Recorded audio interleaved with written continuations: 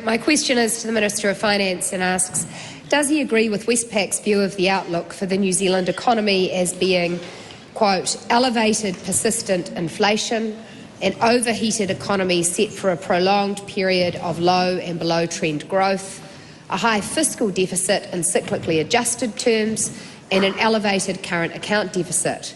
And what responsibility, if any, does he take for this economic outlook? The Honourable Grant Robertson. Speaker, this is undoubtedly a challenging time for Kiwi households and businesses. I take responsibility for supporting them as we have done and will do into the future.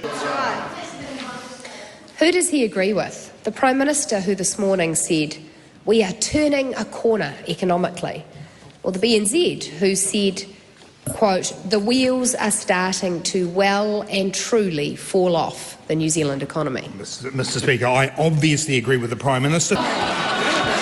Who was correct? The Prime Minister who said this morning, we're seeing inflation coming down, or the BNZ who said last week, inflation refuses to die.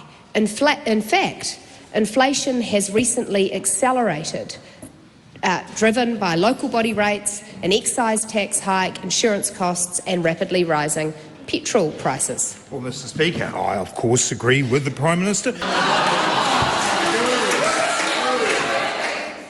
Who was correct? The Prime Minister who said we're seeing GDP growth returning, or the ANZ who said the economy is slowing, the export outlook is challenged and unemployment is set to rise? Oh, look, I thank the member for serving up another lob to me, Mr. Speaker. I agree with the Prime Minister.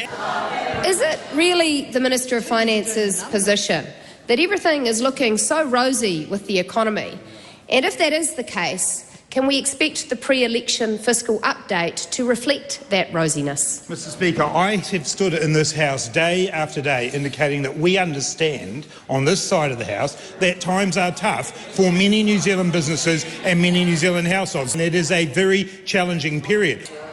Does the Minister of Finance recall in May last year describing inflation as a short-term challenge?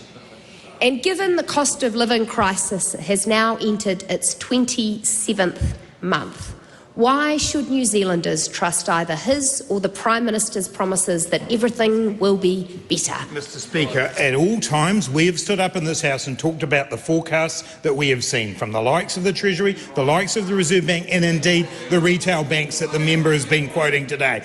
It is a very tough time for many New Zealand households. We know that what households need is a government that supports them to ease the cost of living pressure.